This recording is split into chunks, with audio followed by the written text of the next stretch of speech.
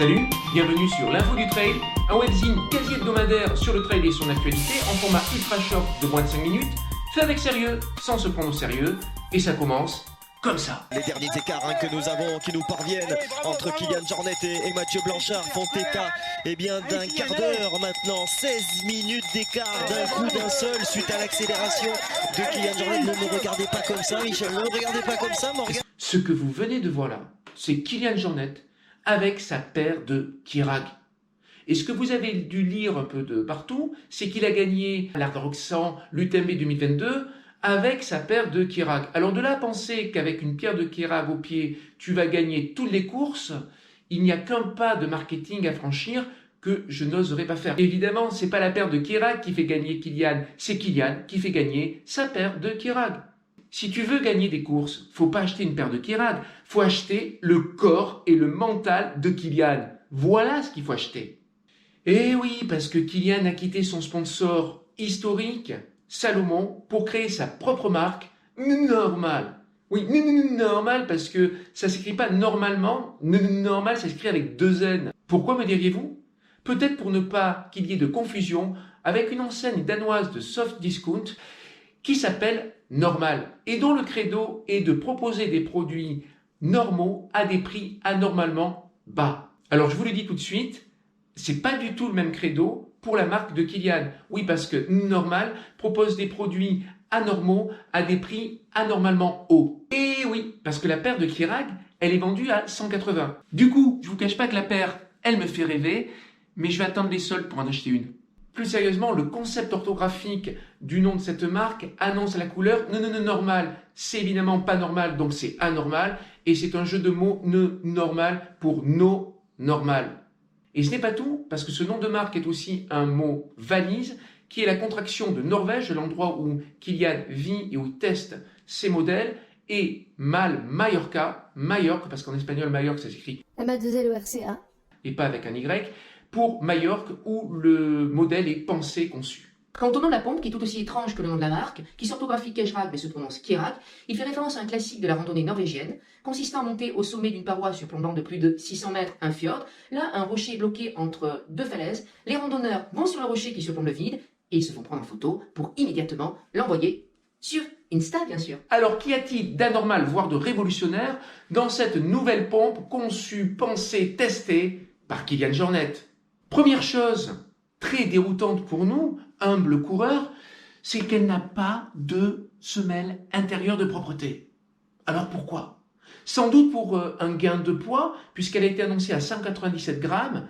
Bon, dans les faits, lorsqu'on va sur des sites de vente, pour en citer un au hasard que je pourrais traduire par « je cours », elle est donnée en taille 42 à 213 grammes. 197 grammes, c'était peut-être pour la taille 31. Enfin, dans tous les cas, c'est une chaussure extrêmement légère, taillée pour la performance. Autre raison pour expliquer la suppression de cette semelle interne de propreté, le pied serait directement en contact avec la semelle intermédiaire, il ferait corps avec la semelle intermédiaire, ce qui limiterait le glissement du pied à l'intérieur du chausson. Et qui dit moins de glissement, dit moins de frottement, et qui dit moins de frottement, dit moins d'ampoules.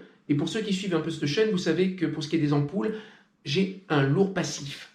Et de fil en aiguille, on en vient maintenant à la semelle intermédiaire qui est constituée d'une mousse appelée EX Pure ou IX Pure. Enfin, je ne sais pas comment ça se prononce. Là aussi, ils ont décidé de doubler la première lettre. Bon, c'est un concept chez eux. C'est un concept. Ils décident de doubler la première lettre de chaque mot. Mais on va pas s'en sortir comme ça, les gars. Bon, peu importe la prononciation, une chose est sûre.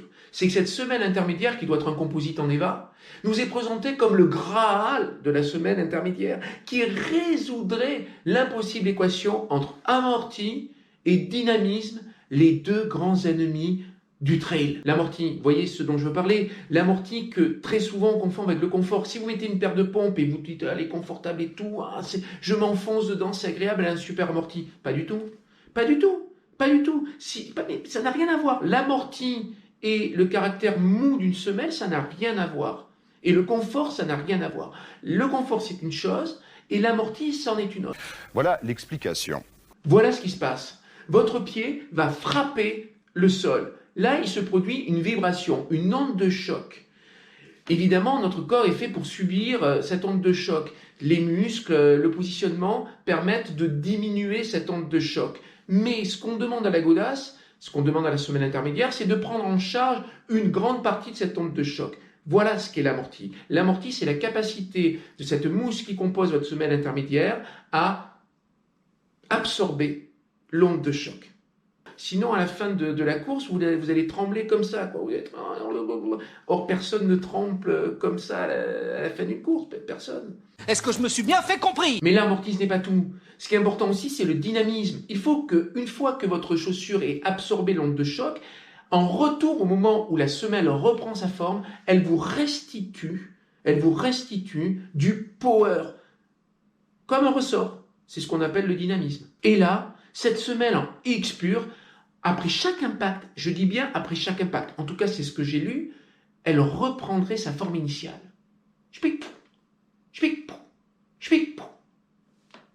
Pour ce qui est du reste, on est dans du classique qui a fait ses preuves. J'écoute. Tout d'abord, la semelle extérieure, elle est en Vibram Mega Grip. Le Vibram Mega Grip, c'est ce qu'on fait de mieux sur le marché. Les crampons sont de 3,5 mm, ce qui permet une très bonne accroche sur terrain gras. Mais ce qui me plaît vraiment sur cette semelle externe, c'est qu'elle est pleine. C'est-à-dire qu'il n'y a pas une alternance entre partie en Vibram et partie où apparaît la mousse de la semelle intermédiaire, évidemment beaucoup plus fragile. C'est donc la promesse d'une durabilité accrue, surtout pour tous les coureurs qui, comme moi, s'entraînent sur des terrains abrasifs, rocheux, caillouteux. Ouais, un petit point là-dessus au passage. Les crampons, c'est pas l'adhérence. Les crampons, c'est l'accroche sur terrain, notamment un peu gras. Oui, parce que s'il y a beaucoup de boue, laisse tomber. Tu peux avoir les crampons que tu veux. Si tu fais le Trail des Citadelles, bon, ben c'est mort, quoi. Je veux dire, que tu sois en Crocs ou en Kirag, il faut apprendre à courir dans la grosse boue, quoi. C'est tout. L'adhérence, c'est la qualité du caoutchouc. Tu peux avoir une semelle avec des crampons très peu marqués et une superbe adhérence. Autre truc pas nouveau qu'on a déjà vu, notamment sur les Oka One One Evo, c'est l'utilisation pour le mesh de la fibre fabriquée par Matrix, qui est une entreprise qui est basée en Ardèche et qui a la particularité de proposer des mèches extrêmement solides et en même temps très respirants parce qu'ils utilisent dans la confection de ce mesh du Kevlar. Quand tu entends ce son, il est caractéristique, ce son, tu l'entends, tu vois, ça veut dire que c'est du Kevlar. Le drop est de 6 mm, sur une Oka il est à 5 mm. Donc grosso modo, on a des chaussures à très faible drop. Bien sûr, les Kirag en par-pierre, apparemment très souples, très modestes, ainsi qu'un élément de tenue au niveau du talon, comme n'importe quelle chaussure de trail au monde, à part peut-être les Altra Mont Blanc. Très beau travail. Merci monsieur le ministre. De toute façon, moi ça m'a fait plaisir parce que j'aime bien ce matériel. Il y a longtemps que je pensais l'utiliser, je suis très content. Il est grand temps de terminer ce deuxième numéro de l'info du trail. Et on termine par quoi? Par une citation d'Élie Gebrselassie, double champion olympique du 10 000 mètres, qui a dit « On peut laver son corps. Mais avec quoi peut-on laver son esprit ?» En transpirant, bien sûr.